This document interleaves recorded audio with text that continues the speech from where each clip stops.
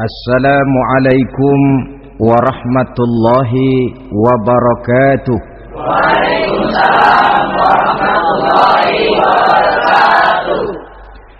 Bismillahirrahmanirrahim. Alhamdulillahi rabbil alamin. Wassalatu wassalamu ala ashrafil anbiya'i wal mursalin, Sayyidina wa maulana Muhammadin wa ala alihi wa sahbihi ajma'in, amma ba'du. Saudara-saudara hadirin, ma'asyiral muslimin rahimakumullah. Salah satu dari rukun iman yang 6 mengajarkan kepada kita untuk beriman dengan adanya hari akhirat.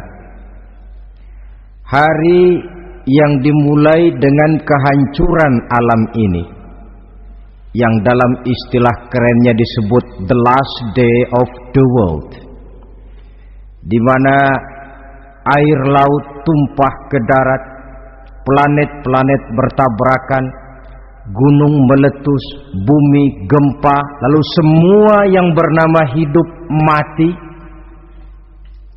Terjadilah kebangkitan setelah mati itu dalam kehidupan yang disebut kehidupan akhirat. Pada kehidupan akhirat itu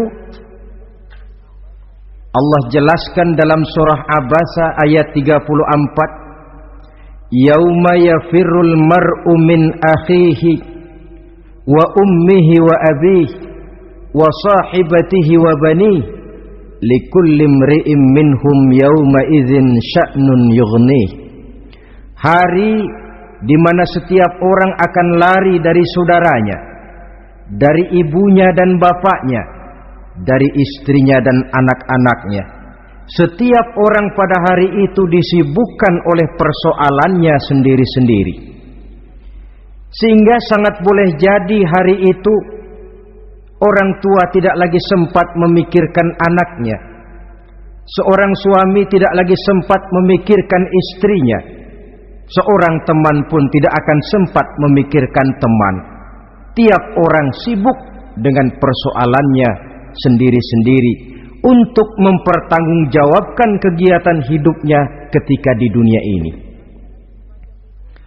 Dalam keadaan semacam itu, di mana orang disibukkan dengan persoalannya masing-masing, ada 7 golongan manusia yang mereka tenang-tenang saja. Orang lain bingung, mereka kalem. Orang lain kepanasan, mereka mendapat keteduhan. Siapa mereka? Inilah yang akan kita jadikan pembicaraan pada pertemuan kita kali ini. Bersumber dari sebuah hadis di mana bersabda Rasulullah sallallahu alaihi wasallam, Sab'atun yuzilluhumullahu yawma la zilla illa zilluh. Ada 7 golongan manusia, kata beliau, yang di akhirat nanti akan langsung mendapat perlindungan dari Allah. Padahal hari itu tidak ada lagi perlindungan selain perlindungan Allah. Sehingga lantaran Allah langsung yang melindungi mereka, maka mereka tidak merasakan lagi kepanasan akhirat. Mereka tidak lagi merasakan kebingungan. Mereka tidak lagi disibukkan oleh persoalan, lantaran mereka langsung dilindungi oleh Allah subhanahu wa ta'ala. Siapa gerangan yang 7 orang ini? Marilah kita lihat satu persatu dengan harapan mudah-mudahan kita termasuk salah satu di dalamnya. Amin ya rabbal alamin. Manusia pertama yang langsung mendapat perlindungan dari Allah, kata Nabi, imamun adil, pemimpin yang adil. Siapa sih pemimpin itu dan apa artinya adil? Saudara hadirin, Secara umum yang dinamakan adil ialah at-tawassut bainal amraini. Orang yang pandai mengambil sikap jalan tengah dari dua persoalan yang dihadapinya. Biasanya tidak berat ke kiri, juga tidak berat ke kanan. Itu yang disebut adil. Orang yang tidak hanya sekedar bisa menuntut kewajiban dari seseorang, tapi juga bisa memberikan hak kepada orang itu juga disebut adil. Lalu pemimpin itu siapa? Setiap kita adalah pemimpin. Yang besar kecilnya kepemimpinan kita bergantung kepada apa yang kita pimpin. Dan sudah barang tentu bahwa setiap pemimpin akan dimintakan pertanggunggan jawab dari apa yang dipimpinnya. Seorang pemimpin yang adil, dia menaungi orang-orang yang dipimpinnya dalam kehidupan di dunia ini. Pantas kalau di akhirat nanti Allah langsung menaungi mereka. Oleh karena itu, pemimpin merupakan suatu amanah. Jabatan di samping dia merupakan amanah juga merupakan nikmat. Dan nikmat itu akan bergantung kepada pandai atau tidak kita mensyukurinya. Beberapa contoh dalam sejarah bisa kita lihat. Seorang bernama Umar bin Abdul Aziz. Pada saat beliau secara aklamasi dipilih menjadi pemimpin, menjadi presiden, ucapan yang pertama keluar dari mulutnya, inna lillahi wa inna ilaihi raji'un. Coba bayangkan ini. Dipilih jadi pemimpin, diangkat jadi presiden, bukan alhamdulillah, malah inna lillahi wa inna ilaihi raji'un. Kenapa? Dia anggap jabatan itu adalah amanah. Menyia-nyiakan amanah berarti khianat, dan khianat ini adalah dosa besar. Pantaslah kalau Allah Subhanahu wa taala memperingatkan, nikmat bisa saja berubah menjadi azab kalau kita tidak pandai mensyukurinya. La in syakartum la azidannakum wa la in kafartum inna azabi lasyadid. Kalau kamu pandai bersyukur, aku tambah nikmatku. Tapi kalau kamu tidak pandai bersyukur, kamu ingkar, kamu lupakan nikmat Allah, awas, azabku amat pedih, kata Allah. Jadi berdasarkan logika dari ayat ini bisa kita katakan orang kaya.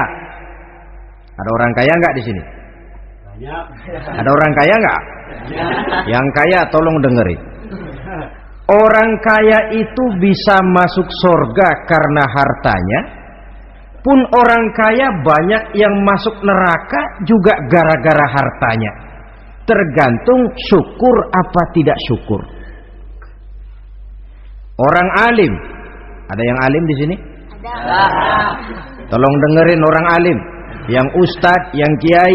Orang alim bisa saja masuk surga karena ilmunya, dan orang alim pun bisa masuk neraka karena ilmunya.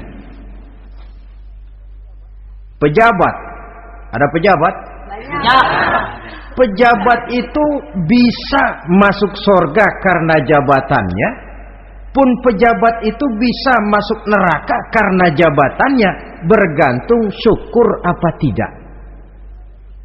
Kalau ada orang kaya, hartanya didapat dari jalan yang halal, berusaha menurut yang disyariatkan oleh Allah, lalu hartanya itu tidak cuma untuk ditumpuk 7 turunan, namun juga berfungsi sosial.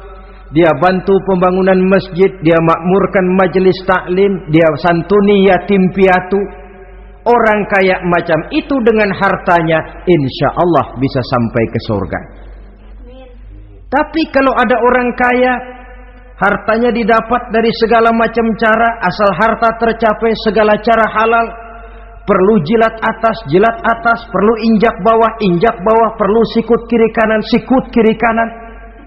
Setelah dapat harta lalu pelitnya 17 setan. Tidak mau zakat, infak, apatah lagi sodako. Orang kaya macam itu dengan hartanya bisa masuk neraka. Na'udzubillah min. Ada orang alim, dengan ilmunya dia bimbing umat.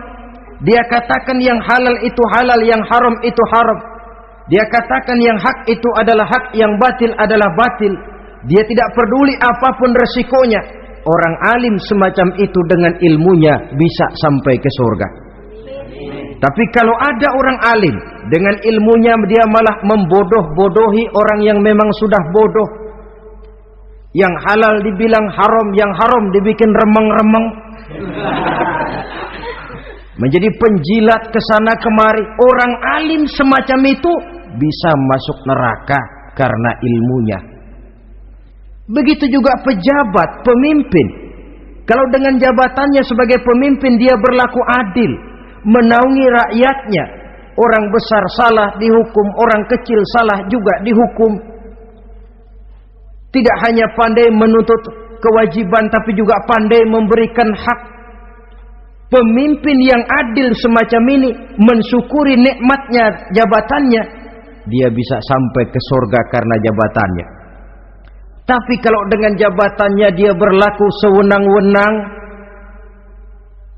yang besar salah didiamkan, yang kecil salah segera ditegakkan hukum, hanya pandai menuntut kewajiban dari rakyatnya tapi tidak pandai memberikan hak, maka pemimpin semacam ini lantaran tidak pandai mensyukuri nikmat, bisa saja nikmat itu berubah menjadi azab. Oleh karena itu saudara-saudara, pemimpin menaungi rakyat, pantas kalau di akhirat nanti Allah langsung menaungi beliau. Siapa pemimpin? Tiap kita.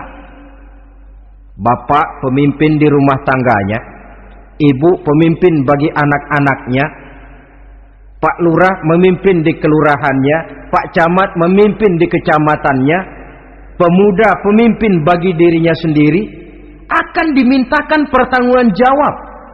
Kalian para remaja yang hadir di sini memimpin dirimu sendiri. Kau akan ditanya, tanganmu kau lebih banyak gunakan buat apa? Kakimu lebih banyak kau bawa jalan kemana? Lidahmu lebih banyak membicarakan apa? Dan hari pertanggungjawaban jawab nanti kalian jangan berharap akan ada saksi dari luar. Saksinya anggota badan kita sendiri.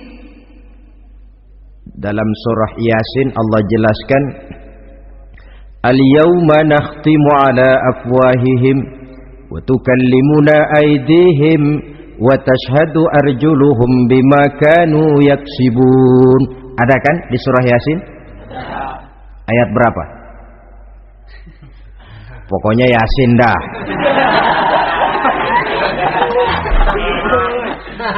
Daripada repot-repot, pokoknya Yasin gitu aja biar urusan lancar. Al-yawma nakhtimu ala afwahihim. Pada hari itu kami kunci mulut mereka. Jadi tidak pandai lagi mulut ini bicara. Wa tukallimuna aydihim, tangan-tangan mereka yang akan bicara kepada kami. Wa tashhadu arjuluhum, kaki mereka akan memberikan kesaksian bima kanu yaksibun, terhadap apa saja yang telah pernah mereka lakukan dalam kehidupan di dunia ini. Hari pertanggungjawaban jawab. Oleh karena itu kalau kita memimpin diri sendiri, berlakulah adil kepada diri sendiri. Nah, lalu masalahnya memang kita mesti adil kepada siapa saja sih? Ada 3 hal pokok yang kita harus berlaku adil. Pertama, adil kepada Allah. Yang kedua, adil kepada sesama makhluk. Dan yang ketiga, adil kepada diri sendiri. Adil kepada Allah artinya apa? Mendahulukan hak Allah daripada kepentingan pribadi. Kalau sudah datang waktu sholat asar misalnya, walaupun sedang enaknya latihan voli, berhentilah dulu sebentar. Sholat kita adil kepada Allah. Adil kenapa? Dalam contohnya dengan sholat misalnya, sholat itu kan sehari semalam 5 waktu yang wajib. Betul apa betul? Betul. 5 waktu. Lah sholat itu, kalau sholat bagus, taruhlah 7 menit. Kalau sholatnya itu kilat, 4 menit. Ada lagi yang kilat khusus, nggak pakai perangko, 2 menit barangkali selesai. Taruhlah 5 menit kita ambil yang bagus. Kalau 5 waktu kali 5 menit kan cuma 25 menit. Sementara Allah memberikan kita hidup ini 24 jam sehari semalam. Cuma 25 menit diminta untuk ibadah kepadanya. Tidak sanggupkah kita berlaku adil? 25 menit ini untuk menghadapmu ya Allah. Sementara engkau telah memberikan restannya 23 jam 35 menit untuk hidup dalam sehari semalam. Mendahulukan hak Allah daripada kepentingan pribadi. Adil kepada Allah. Adil kepada yang kedua, adil kepada sesama makhluk. Adil kepada manusia, adil kepada binatang, adil kepada alam. Yang kalau prinsip keadilan itu kita langgar akan membawa efek bagi diri kita juga. Manusia sekarang kan tidak adil kepada alam. Misalnya apa? Hutan ditebangi secara liar, gunung-gunung menjadi gundul. Akibatnya ketika turun hujan terjadi erosi, banjir melanda kemana-mana, tanah longsor terjadi. Akibatnya terkena manusia juga kalau mereka sudah tidak menjaga keseimbangan alam ini. Adil kepada orang lain, apakah itu namanya tetangga, teman, keluarga. Dan yang ketiga, adil kepada diri sendiri. Bagaimana pengertiannya? Mata ini punya hak untuk tidur, begadang terus tiap malam, tidak adil kepada mata. Nah, ini yang ketawanya paling kencang pasti tukang begadang ini.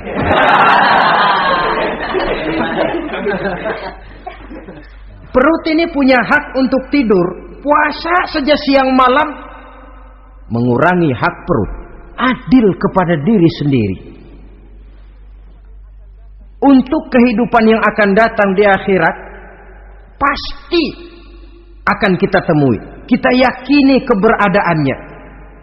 Yang oleh karena itu, kalau kebetulan kita ini adalah pemimpin, sekurang-kurangnya pemimpin bagi diri sendiri, marilah kita berusaha menjadi pemimpin yang adil.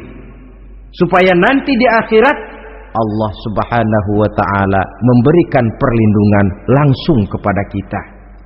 Amin ya rabbal alamin. Ini yang pertama. Lalu yang kedua, orang yang akan langsung mendapat perlindungan dari Allah, syab nasha'a fi ibadatillah. Orang muda yang tekun beribadah kepada Allah. Anak muda yang rajin ibadah. Kenapa kok Nabi bilang anak muda, bukan orang tua? Apa orang tua yang rajin ibadah Allah enggak senang? Tentu Allah senang. Cuma Allah lebih senang lagi kalau ada anak muda yang rajin ibadah. Sebab apa? Kondisi psikologis. Kalau ada orang tua rajin ibadah, itu mah pantas. Emang udah waktunya. Ada orang sembayangnya rajin, masuk masjid, masuk maghrib, keluar isya, malam tahajud, tahlilnya mantap. Umurnya berapa? 70. Enggak istimewa. Itu memang sudah mestinya. Lagian kalau sudah 70 masih bandel aja, kapan mau taubat? Tapi kalau ada anak muda, darahnya masih mengalir dengan panas, dia masih berusaha mencari bentuk-bentuk kepribadian dalam dirinya, dia masih mudah terpengaruh oleh lingkungan, tapi dia sanggup memblokir itu, disalurkannya di jalan Allah, dia tekun beribadah. Allah cinta betul pemuda semacam itu. Sehingga nanti di akhirat mereka langsung mendapat perlindungan dari Allah Subhanahu wa ta'ala. Selalu pembangunan yang mengarah kepada modernisasi diikuti dengan proses pergeseran nilai. Dalam kondisi semacam ini, kehidupan remaja pemuda yang masih mencari identitas dan pembentukan kepribadiannya mudah terpengaruh oleh hal-hal yang ada di sekelilingnya. Sehingga sangat boleh jadi apa yang dianggap orang dulu tabu lalu dianggap biasa. Yang aneh-aneh malah dijadikan model. Yang dilarang malah nekat diterjang. Di mana norma dan kaedah-kaedah moral tidak lagi mendapat perhatian yang wajar. Dalam kondisi semacam ini terjadilah proses peluncuran moral. Dan hampir di mana-mana kehancuran suatu bangsa dimulai dengan kehancuran moral daripada generasi mudanya. Oleh karena itu pemuda yang tekun ibadah ini sangat positif dampaknya dalam kerangka pembangunan umat. Pak, ibadah itu apa sih? Kalau jadi pemuda yang tekun ibadah, apa kemana-mana mesti bawa tasbih? Mungkin. Apa mesti pakai peci terus? Boleh jadi. Apa kemana-mana mesti pakai kain sarung? Ya tidak juga. Ibadah kan artiannya luas. Segala perbuatan yang diperintah dan karenanya bertujuan mencapai ridho Allah, itu bernama ibadah. Kalian remaja berangkat menuntut ilmu, pergi pagi pulang siang, membekali diri menuntut ilmu, itu ibadah. Kalian pulang ke rumah, ibu bapak memerintah taat kepada orang tua, ibadah. Membersihkan lingkungan, ibadah. Bahkan jaga di waktu malam pun kalau untuk dengan niat bismillah, saya jaga malam ini untuk ketenangan rakyat supaya mereka tekun dan tenang melaksanakan ibadah, itu tercatat sebagai amal soleh yang bernilai ibadah. Jadi tidak cuma sekedar sujud, tidak cuma sekedar baca Quran, seluruh aspek kehidupan manusia yang diperintah Allah dan yang bertujuan mencari ridho Allah itu bernilai ibadah. Pemuda yang tekun melaksanakan ibadah kepada Allah. Apalagi terutama adik-adik remaja yang hadir pada kesempatan ini, masa muda itu masa yang paling indah memang. Sampai orang Kulon bilang, there is not delightful memorize. Iya, barat itu kan Kulon. Saya lebih senang pakai orang Kulon saja. There is not delightful memorize and then the youth moment. Bahwa tidak ada masa yang lebih indah selain masa muda. Tapi masa muda yang katanya indah itu sebentar. Sebentar sekali. Kalau kita tidak pandai memanfaatkannya dengan sebaik-baiknya, boleh jadi dia akan hilang tanpa sesuatu yang ada artinya buat hari depan. Dan hari depan itu sebagian besar ditentukan oleh masa muda sekarang ini. Karena itu kepada yang muda saya berpesan, pergunakanlah masa muda itu dalam ketekunan beribadah kepada Allah. Ibadah dalam artian yang seluas-luasnya. Jangan seperti pepatah orang itu. Kelapa muda katanya kupas-kupasin, kelapa tua tinggal batoknya. Selagi muda puas-puasin, udah tua tinggal bongkoknya. Iyalah, kalau dipuas-puasin dalam arti yang positif, boleh. Mumpung masih muda, puas-puasin nuntut ilmu. Mumpung masih muda, puas-puasin ibadah. Mumpung masih muda, puas-puasin berbakti kepada kedua orang tua. Puas-puasin dalam artian yang positif, tentu saja bagus. Tapi kalau puas-puasin dalam arti menghambur umur untuk sesuatu yang mubazir, bergadang di pinggir-pinggir jalan, lalu mulai berkenalan dengan morfin, narkotik, ganja, terperangkap oleh budaya-budaya modern yang menyesatkan, terpancing oleh model-model baru yang kelihatannya menarik tapi sebenarnya tidak bermanfaat, entah pada akhirnya akan mendatangkan penyesalan kepada kita saja. Coba, belakangan ini saya dengar di Jakarta akan ada satu festival yang disebut Festival Ngeceng.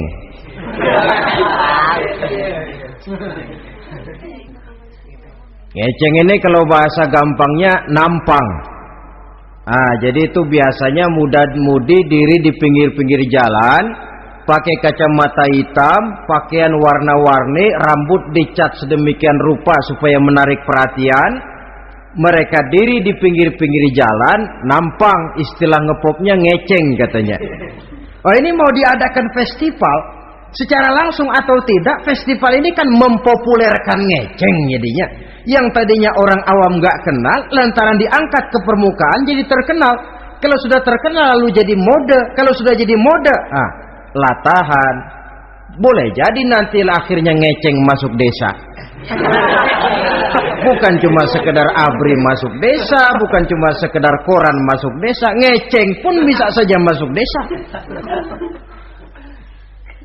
Banyak saluran-saluran positif yang sesuai dengan kreativitas jiwa remaja, ketimbang mengadakan sesuatu yang tidak ada manfaatnya, ketimbang menghabiskan umur untuk sesuatu urusan yang mubazir. Sedangkan umur bukan jatah gratis tanpa batas waktu. Ada pertanggungan jawab. Umurmu kau habiskan di mana? Masa mudamu kau selesaikan di mana? Itu akan dimintakan pertanggungan jawab. Nah, pemuda yang tekun ibadah kepada Allah, dampak positifnya apa? Dia punya sandaran vertikal kepada Allah. Jiwanya besar, jiwanya mandiri. Dan ini yang kita perlukan. Pemuda yang siap jadi pelopor, bukan pengekor.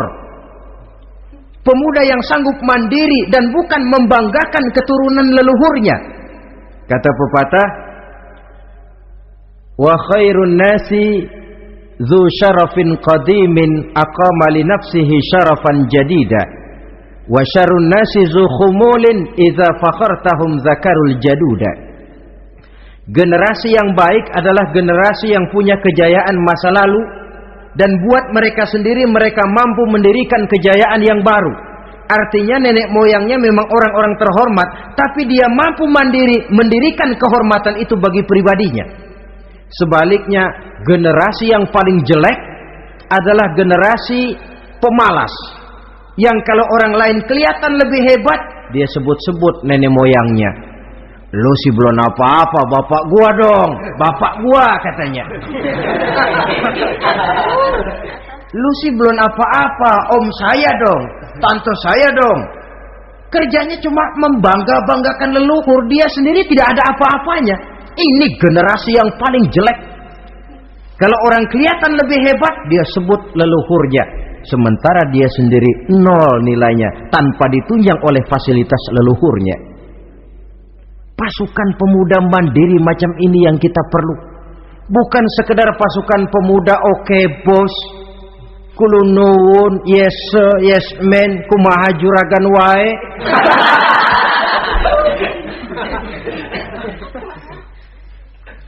Dan terus terang kita miskin dengan pemuda yang mandiri, yang punya kepribadian, yang berani berkata ya terhadap yang benar dan berani berkata tidak terhadap yang tidak benar. Dari mana ini didapat? Sandaran vertikal dalam bentuk ibadah kepada Allah akan memantapkan jiwa, membersihkan hati, sehingga dia akan berfungsi seperti radar. Sandaran vertikalnya cuma kepada Allah. Inilah dampak positifnya. Karena itu tentu saja kita berharap sekurang-kurangnya pemuda-pemudi yang hadir pada kesempatan ini menjadilah pemuda-pemudi yang tekun beribadah kepada Allah. Amin. Amin. Nah, baiklah ya, itu tadi yang kedua. Kita lanjutkan sekarang yang ketiga, orang yang akan langsung mendapat perlindungan dari Allah. Kata Nabi, rajulun qalbuhu mu'allaqun bil masjidi. Seseorang yang hatinya selalu terpaut kepada masjid. Apa arti terpaut kepada masjid ini? Apa orang yang gak pernah keluar-keluar dari masjid? Tentu saja bukan. Apa gunanya di dalam masjid terus kalau kerjanya cuma tidur doang? Maksud terpaut kepada masjid ini, hatinya selalu berpikir bagaimana memakmurkan masjid. Jasadnya boleh saja ada di kantor, boleh saja ada di pasar, boleh ada di sawah, boleh ada di ladang, tetapi hasil daripada usahanya dia lalu berpikir bagaimana memakmurkan masjid. Sebab apa? Masjid merupakan center of activity, pusat daripada kegiatan umat. Kalau kita lihat fungsi masjid di zaman Rasul, Di masjid beliau berdakwah, di masjid beliau mengatur negara, di masjid beliau mengadakan perundingan, di masjid beliau bermusyawarah dengan para sahabat. Pusat daripada kegiatan umat. Dan memakmurkan masjid ini dasarnya tidak lain karena iman kepada Allah. Prinsipnya bagaimana kita menghidupkan masjid dan bukan mencari hidup di masjid. Kalau sudah prinsipnya dibalik, bukan menghidupkan masjid tetapi mencari hidup di masjid, saya khawatir masjid akan ambruk. Nyatanya kadang-kadang masjid kita ini fungsinya belum maksimal. Kadang-kadang ada kok masjid yang bukanya cuma seminggu sekali. Jumat pagi jam 9 masjid buka, Jumat jam 2 tutup, buka-buka lagi Jumat depan. Seminggu sekali. Kelemahan lainnya manajemen masjid, terus terang sajalah kita bicara. Kadang-kadang pengelolaannya ketua masjid bapaknya, khotib mantunya, sekretaris ponakannya, imam Bilal cucunya. Gak ada orang lainnya. Ya kalau bagus kepengurusannya tidak apalah. Tapi kadang-kadang kelemahannya ialah bagaimana menciptakan manajemen masjid yang baik sehingga masjid bisa berfungsi sebagaimana fungsinya di zaman Rasulullah sallallahu alaihi wasallam. Apalagi belakangan ini ada kecenderungan yang membuat kita optimis, gembira.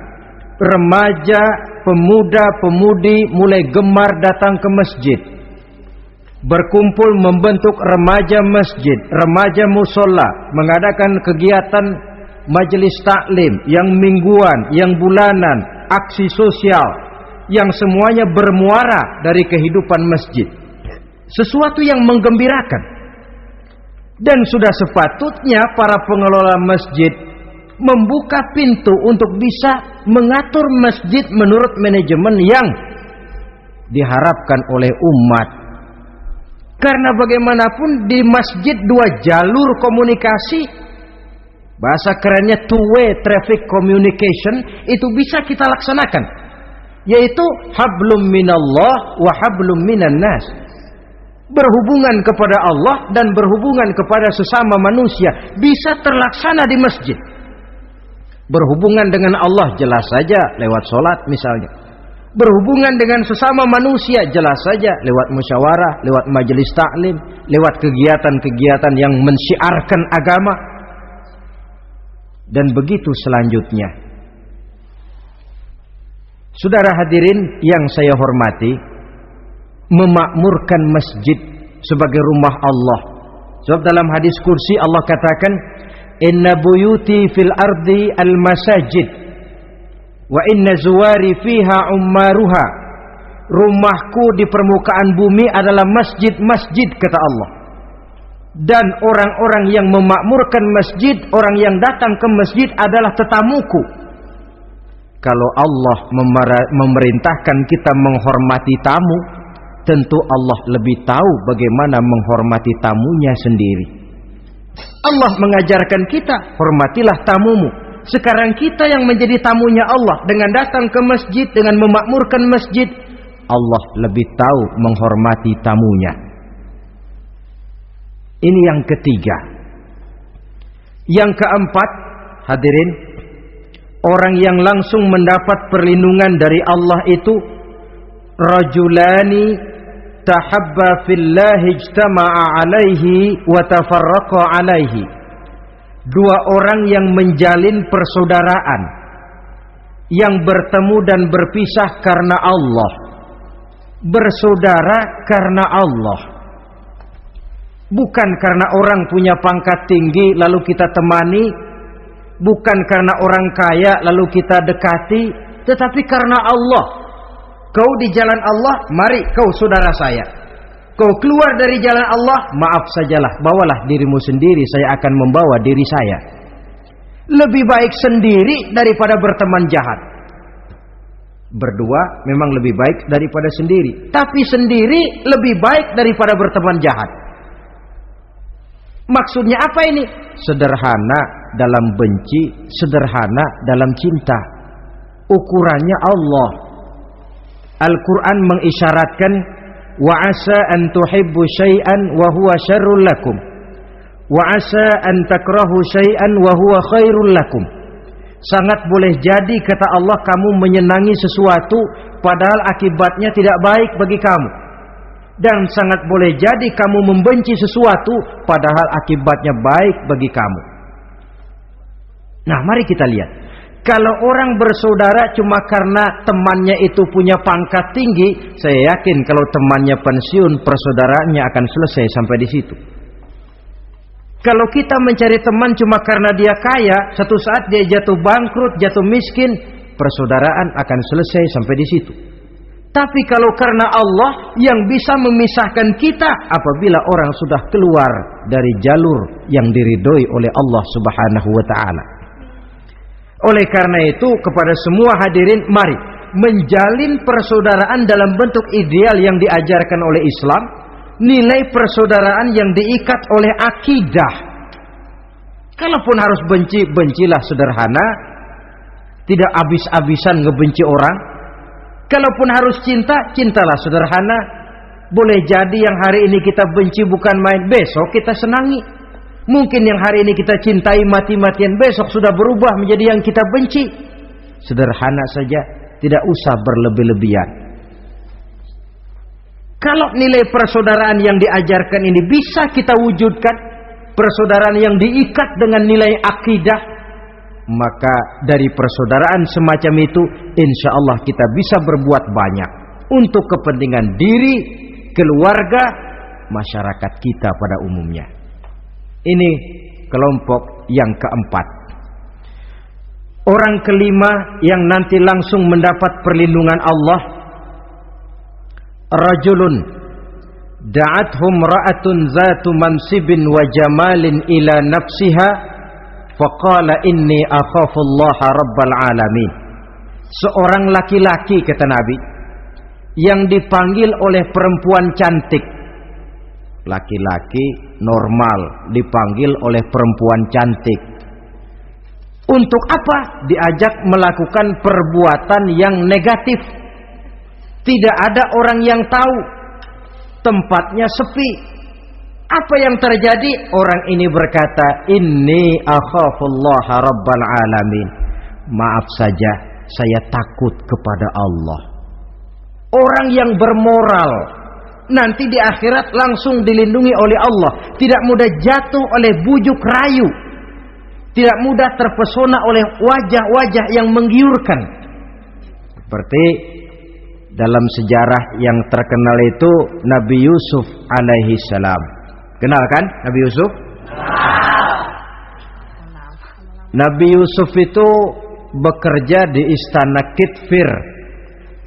Kitfir ini punya istri namanya Zulaikha, orangnya cantik. Diam-diam Zulaikha ini rupanya naksir sama Yusuf. Satu hari suaminya tidak ada di rumah, pintu dikunci-kunciin. Setelah pintu semua terkunci, dia panggil Nabi Yusuf, "Hai Talak, Yusuf, sini." Kata Yusuf, "Mau ngapain?" "Pokoknya sini." "Iya, mau ngapain?" "Iya, kayak orang-orang, ngapain sih?"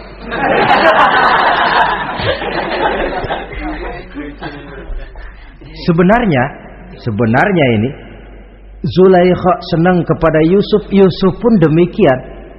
Walaqad hammat bihi wa hamma biha. Zulaikha menyenangi Yusuf, Yusuf pun menyenangi Zulaikha. Tapi apa? Walaula an ra'a burhana rabbih. Andai kata Yusuf tidak melihat peringatan Tuhannya, letter S. Yusuf, ini bukan pekarangan ente, dilarang parkir di sini.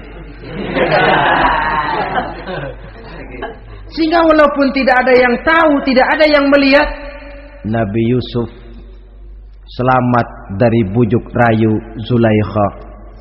Mempertahankan nilai-nilai moral di tengah kemajuan zaman memang merupakan pekerjaan yang tidak ringan. Merupakan pekerjaan yang sangat berat. Akan ada saja cobaan, akan ada saja gangguan yang kita temui di sepanjang perjalanan hidup ini. Tapi sebaliknya, kalau orang sudah tidak lagi menjunjung moral yang tinggi, lalu hidup menurut selera sendiri-sendiri, ya kita lihatlah lahirnya kebudayaan kumpul kebo yang diawali dengan free sex yang mengarah kepada summon liven alias hidup bersama tanpa nikah. Memang sebabnya boleh jadi macam-macam. Mungkin karena broken home, nggak merasa diperhatikan di rumah, ibu bapak sibuk lalu anak mencari kesibukan sendiri. Mungkin karena tekanan ekonomi dalam kehidupan miskin, lalu ada yang menawarkan kerjaan, tidak taunya malah dilemparkan ke lembah hitam. Mungkin juga karena pengaruh pergaulan dari lingkungan baik-baik lalu berteman dengan yang tidak baik, hanyut ditelan arus pergaulan. Mungkin juga pengaruh kebudayaan yang dia tonton, buku yang dia baca, film yang dia lihat, ikut mewarnai dan membentuk kepribadiannya.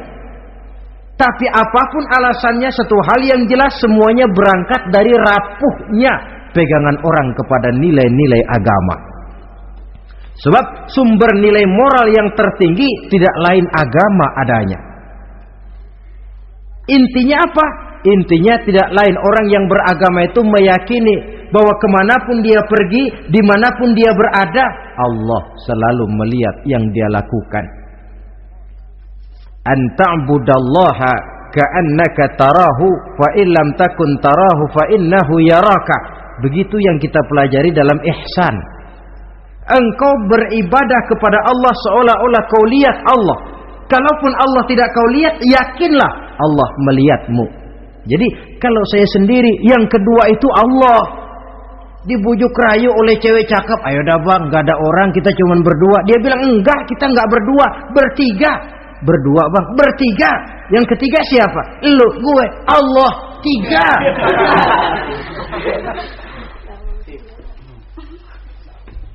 Di kantor mau korupsi dia kasak kusuk, gerasak berusuk cari apa yang seharusnya menjadi hak orang lain.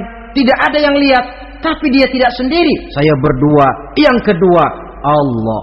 Merasakan kehadiran Allah dekat dalam hidup. Nilai moral semacam ini menyelamatkan masyarakat. Pantas kalau orang semacam ini di akhirat nanti langsung mendapat perlindungan dari Allah Subhanahu wa taala. Karena itu terutama adik-adik remaja yang hadir,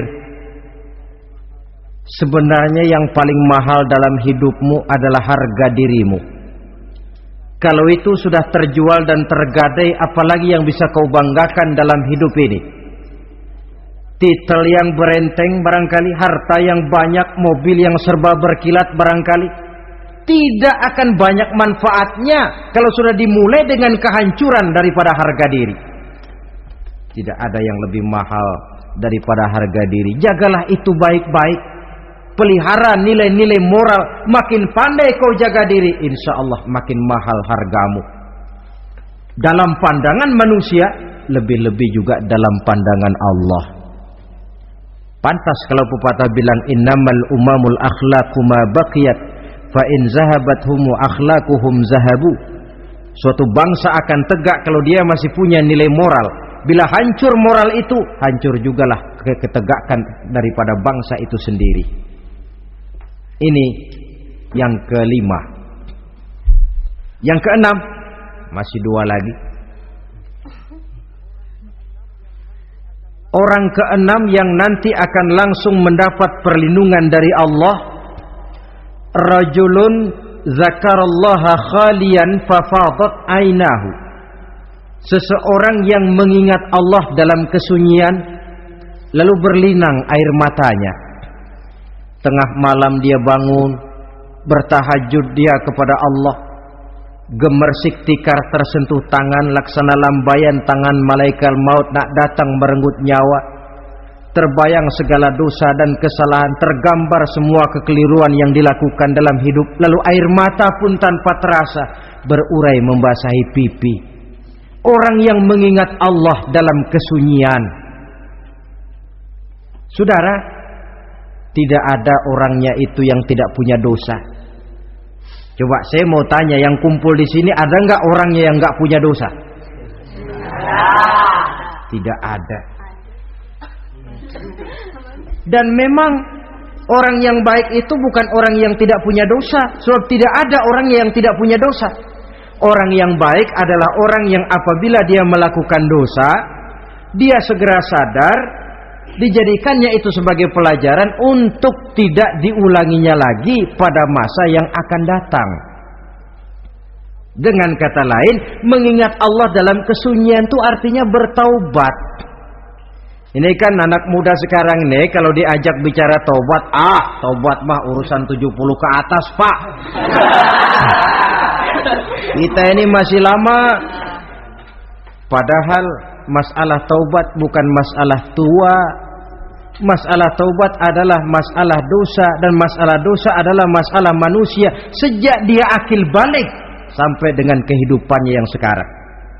Sengaja atau tidak, besar atau kecil, ringan atau berat, tiap kita mesti mempunyai yang namanya dosa. Allah Maha penerima taubat sepanjang nafas belum sampai di kerongkongan.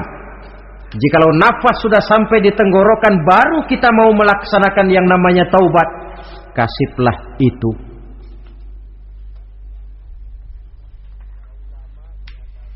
Para ulama mengatakan, la saghair ma'al istimrar wala kabair ma'al istighfar.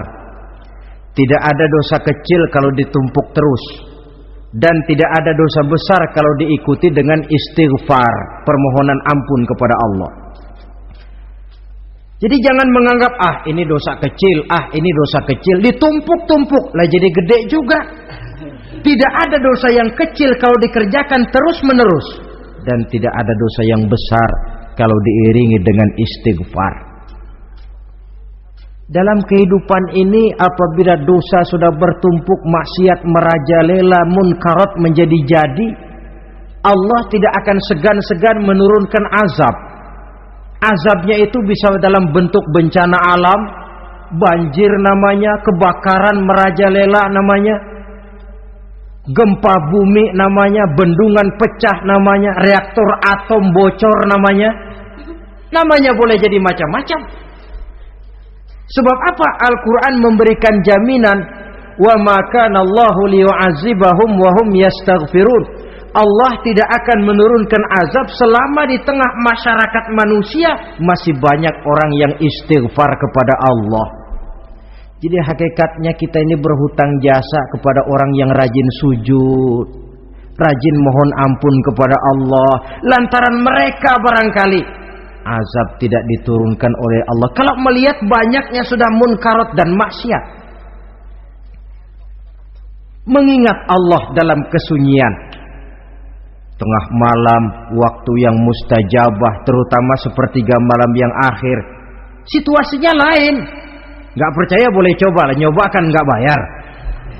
Coba kalian bangun tengah malam, tahajud, kalian akan menemukan satu suasana yang lain daripada misalnya kalau kalian sembahyang zuhur tengah hari panas terik di tengah banyak orang. Hati bergetar.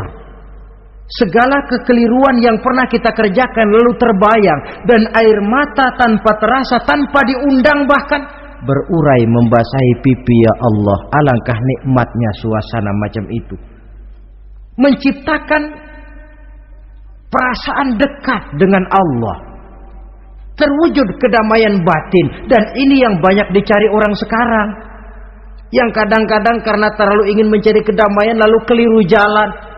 Yang bertapa di gua-gua katanya nyepi dari kehidupan manusia, memencilkan diri dengan cara-cara yang mereka atur sendiri.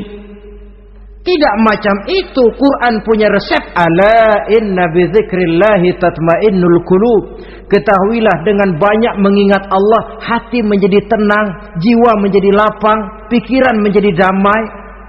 Ini resep Islam untuk mencapai ketenangan jiwa. Mengingat Allah dalam kesunyian. Saudara hadirin yang saya hormati, ini aspek daripada ibadah. Jadi dengan kata lain, masalah mengingat Allah dalam kesunyian, mengingat dosa bukan urusan orang tua, tapi masalah manusia. Siapapun adanya, sejak dia akil balik, mesti entah kecil besar, entah sedikit entah banyak, ada kesalahan yang dilakukannya. Karena itu, kalau kita masih diberikan kesempatan untuk hidup, artinya Allah masih memberikan kesempatan kepada kita untuk memperbaiki diri. Nanti kalau sudah sangkakala ditiup, alam hancur seperti yang saya jelaskan di awal tadi, sudah tidak sempat lagi, yang tinggal menyesal. Ada yang meratap lalu berkata, ya laitani kuntu turaba. Dalam Quran, aduh andai kata kita bisa balik jadi tanah aja dah dulunya, jangan jadi orang. Kalau dulu kita tetap jadi tanah mah nggak tanggung jawab apa-apa. Dijadiin orang sekarang mesti tanggung jawab. Bagaimana ini? Bingung. Ada yang berkata, ma aghna anni maliyah halka anni sultaniyah. Ternyata harta yang saya bangga-banggakan tidak bawa manfaat hari ini. Ternyata jabatan yang pernah saya duduki malah merusak saya hari ini. Tinggal lagi penyesalan karena kelalaian memanfaatkan waktu hidup dalam kehidupan di dunia ini. Karena itu pandai-pandailah membagi orientasi. Ada saatnya kita sibuk tenggelam dalam berbagai urusan dunia, lain saat tenggelam dalam kefanaan dan kesunyian, membekali diri untuk kehidupan akhirat nanti. Sebentar meninggalkan dunia, rekes kepada Allah, mi'raj, naik menghadap Allah, supaya terwujud keseimbangan untuk mencapai fid dunya hasanah wa fil akhirati, kebahagiaan dan kebaikan di dunia maupun di akhirat nanti. Inilah golongan yang keenam, orang yang langsung mendapat perlindungan Allah, yang mengingat Allah dalam kesunyian. Yang ketujuh, yang terakhir, orang yang langsung mendapat perlindungan dari Allah di akhirat nanti, rajulun tasaddaqa bi sadaqatin fa akhfaha hatta la ta'lama shimaluhu ma tunfiqu yaminuhu. Seseorang yang bersedekah, lalu dia ikhlas dengan sedekahnya sehingga tangan kirinya tidak tahu apa yang diberikan oleh tangan kanannya. Orang yang pemurah, orang yang menyadari bahwa apapun yang dia punya dalam hidup ini cuma sekedar titipan. Fungsinya lalu seperti keran, menyimpan air tapi untuk disalurkan lagi kepada orang yang memang memerlukannya. Alangkah nikmatnya kalau Allah memberikan kepercayaan kepada kita untuk menjadi penyalur, distributor rezeki. Kalau kita ingat kemari, berpikir ke sini, kita tidak akan sayang lagi. Enak saja yang peras keringat banting tulang cari rezeki saya, sampean datang-datang mau minta. Lah, mungkin rezeki dia tapi lewat tangan kita. Satu kehormatan dari Allah kalau kita dijadikan seperti keran, menyimpan air tapi tidak untuk dirinya sendiri, disalurkannya kepada orang-orang yang memang memerlukannya. Tidak ada orang jatuh bangkrut lantaran bersikap pemurah, dan tidak ada orang jadi kaya raya lantaran dia bakhil atau pelit bin kikir alias medit.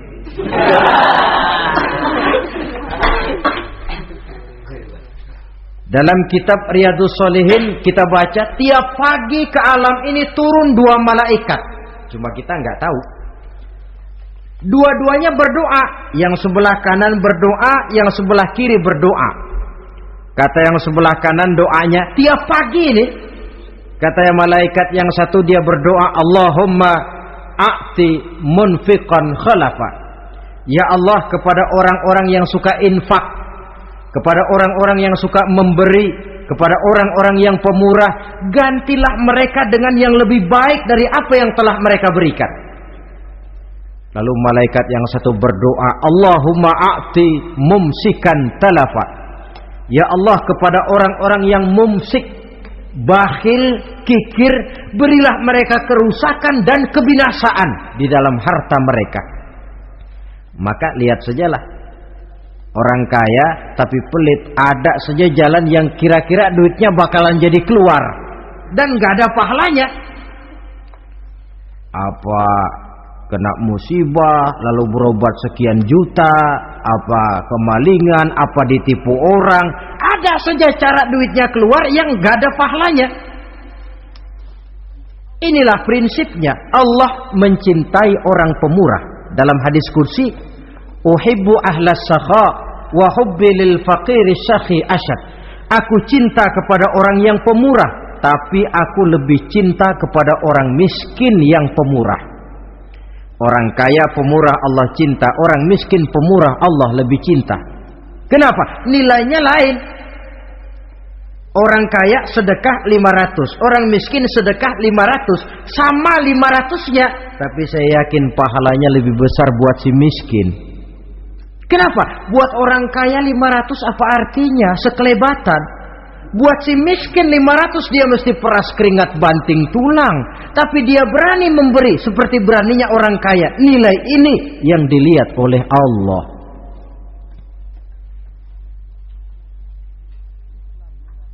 Islam mengakui hak milik pribadi, tapi harus berfungsi sosial. Di dalam harta yang kita miliki itu ada haknya masjid, ada haknya yatim, ada haknya madrasah. Dan Allah Subhanahu wa ta'ala bisa, saya katakan di awal tadi, merubah nikmat menjadi azab kalau kita tidak pandai mensyukurinya. Bersyukur kalau diberikan harta artinya mempergunakan harta itu sesuai dengan kehendak yang memberinya. Allah memberikan harta kepada kita. Apa yang Allah kehendaki? Supaya harta itu berfungsi sosial. Milik pribadi silahkan, tapi berfungsi sosial dalam kehidupan. Kita terus terang saja, umat Islam ini bukan tidak punya potensi, tapi tidak pandai menginventarisir potensi. Apa tidak ada orang Islam yang kaya? Banyak. Yang belum banyak yang mau berbuat atas nama dan untuk kepentingan agamanya. Kalau buat pribadinya berani bukan main. Itulah yang sering diungkapkan orang, pembangunan pesantren terlunta, ya, asrama yatim piatu tidak terurus. Ada orang membangun masjid, meletakkan batu pertama sekaligus jadi batu terakhir. Setelah itu la yamutu wa la yahya, mau dibilang hidup tidak kelihatan geraknya, mau dibilang mati pun tidak ketahuan kuburannya.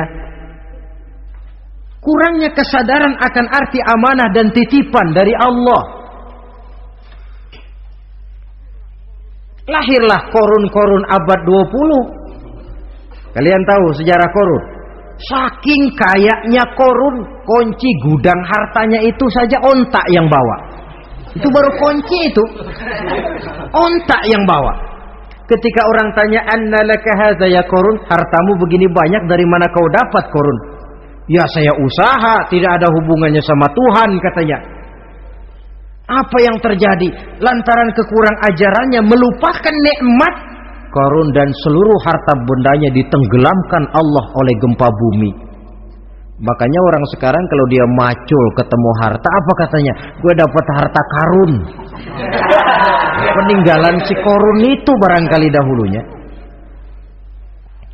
Saudara-saudara, oleh karena itu, kalau kita oleh Allah diberikan amanah berupa harta, pandailah bersyukur dan jadilah orang yang ikhlas dalam bersedekah.